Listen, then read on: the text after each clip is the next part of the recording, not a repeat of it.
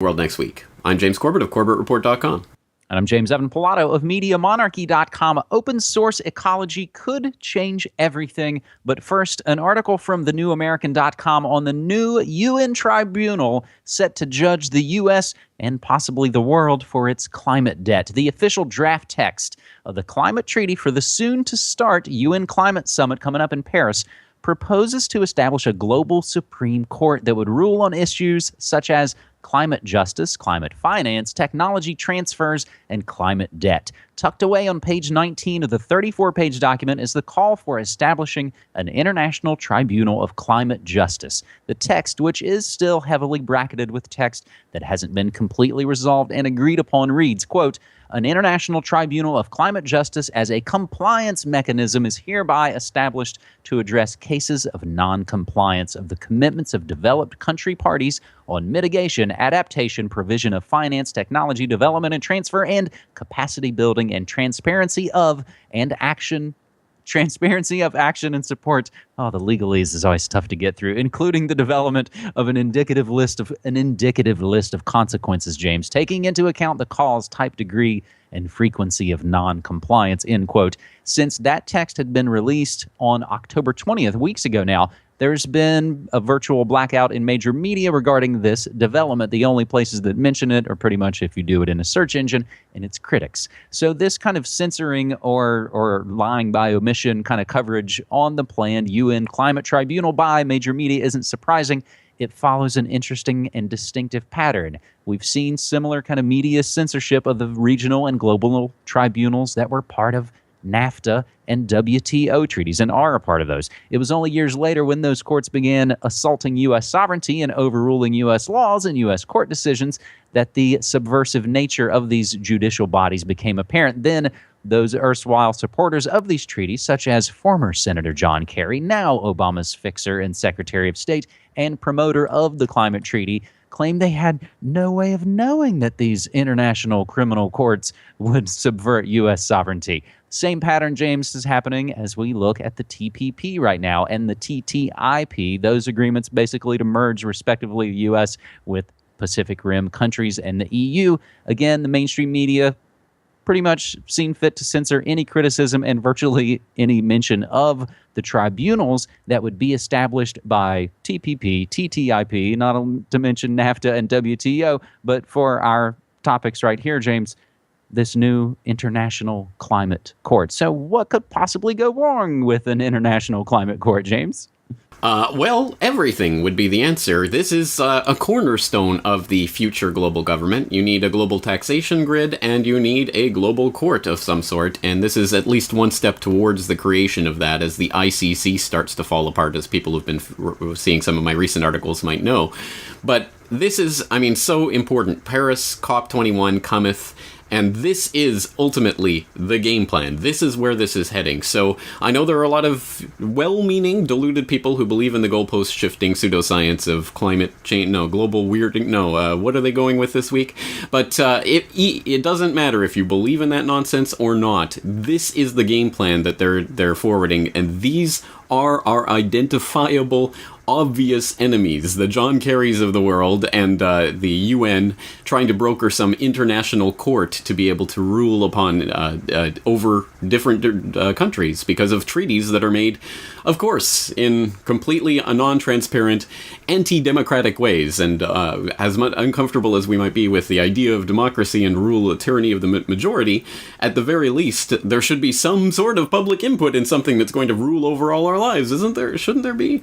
Well, of course there isn't. And this goes back to the Copenhagen conference in 2009, the last time the COP was threatening to come up with this totalizing type of treaty. And at that time, the Bolivian delegation was complaining precisely that the way that they tried to arrive at that treaty was anti-democratic, anti-transparent, and unacceptable.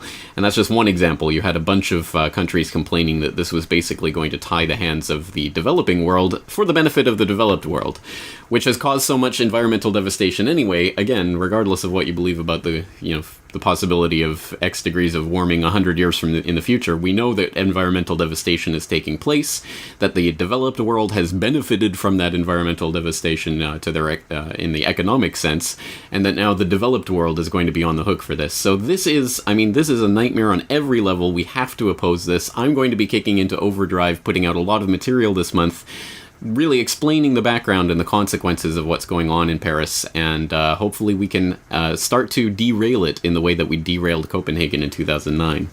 Well, and I think you've already started to put out a lot more information because there's a few related stories to this, and NASA admits Antarctica gaining land ice. But James, you also just kind of made a subtle reference to such a problem of representative democracy. There's a great bit you can read of Bill Gates, known for being a cooperation, monopolist, antitrust kind of guy.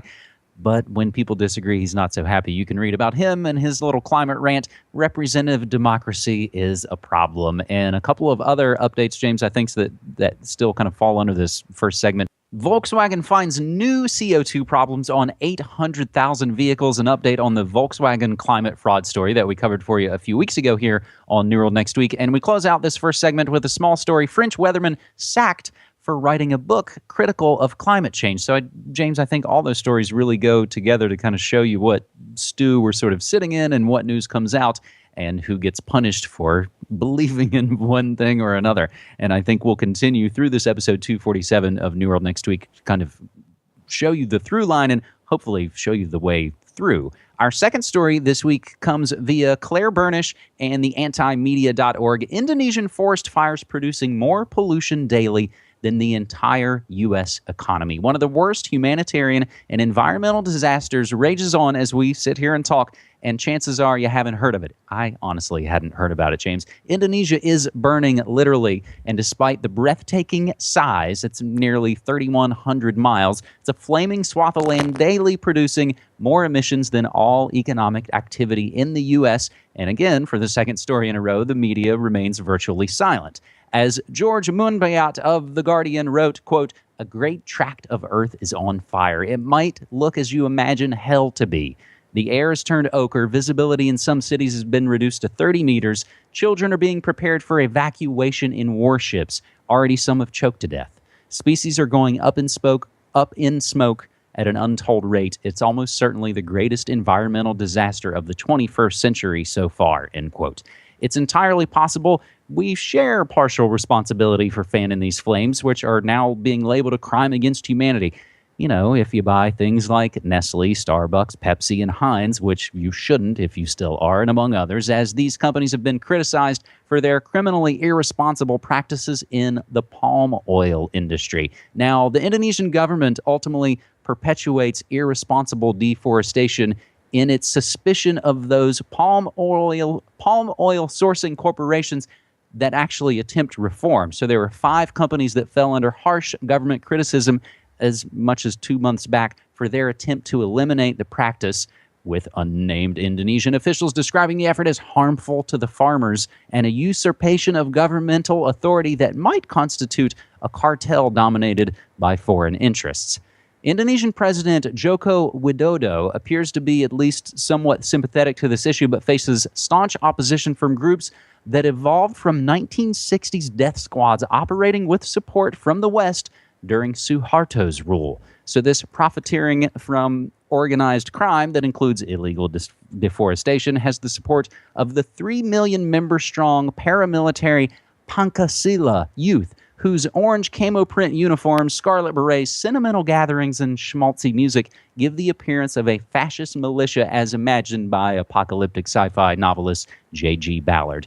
So, James, there's a lot to take in there and a lot to learn and continue to research. We'll include some background links into Suharto and the Pancasila youth, like a New York Times article from 1990 that talks about, spoiler alert, CIA involvement.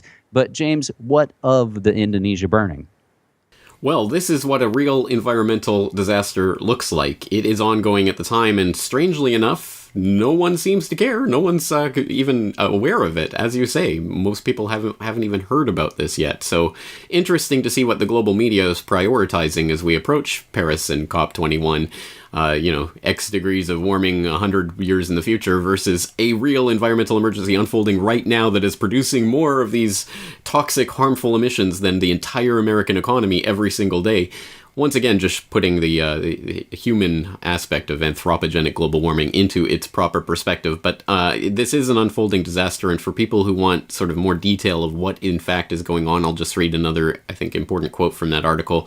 Indonesia's forests have been fragmented for decades by timber and farming companies. Canals have been cut through the peat to drain and dry it. Plantation companies move in to destroy what remains of the forest to plant monocultures of pulpwood, timber, and palm oil. The easiest way to clear the land is to torch it. So that's what they've been doing, and now we have this 3,000 plus mile swath of land erupting in flame. It is absolutely a disaster, not only for the people of Indonesia, but I think for people around the world who, as you say, are responsible. As we like to point out, you are responsible, you vote with your dollars, and if you continue to buy the corporate crap that it relies on this type of these deforestry practices, in order to get the palm oil so that you can have your Pepsi or whatever. I mean, we do contribute to it by making choices, and we cannot contribute to it by making other choices. And I think that's something that we have to keep in perspective with this. So we'll definitely have to keep our eye on this Indonesia fire situation as it continues to unfold. But again, I think one thing that it can come down to is the types of practices that we have in our own daily lives and what we can do about it, which I think leads us into our final story. I think it does. And our final story, as it has mostly been, we usually kind of save it for the last. We call it Good News Next Week. We've been covering good, positive news all through 2015. And I think, James, in the 1, 2, 3 step, this does sort of show a way forward, learning our way forward, and hopefully learning our way out. Inventor releases open source plans that will usher in maker culture. We have right now the great potential for the emergence of this maker culture, which we've discussed a little bit here on New World Next Week in the past. A culture where communities make what they need out of what they already have, using ideas and plans developed, tested, and shared freely via open source. So among the ranks of incredible people around the world who are actively bringing about this kind of social and transformation is Marcin Jakubowski, a Polish-born U.S. immigrant whose vision for the future of technology and local sovereignty is being built right now on a small Midwestern farm in the U.S. He got a PhD in fusion physics, and then he settled down on some acreage in rural Missouri to learn the more practice skill of farming. Now he's the mastermind of Open Source Ecology, OSE, a group of engineers, architects, innovators, farmers, forward-thinking pioneers who are condensing 250 plus years of industrial knowledge into a single set of machines and tools that will allow individuals to accomplish industrial-level infrastructure, machining, farming, and energy projects on small local scales using small locally sourced and repurposed materials and biofuels.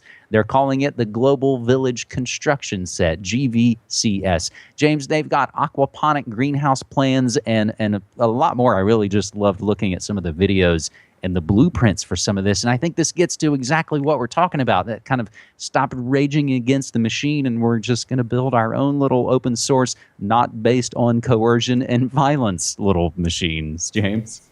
Exactly right. Good way of putting it. And people might remember that I covered Jakubowski and this idea back in a podcast on open source back in 2012.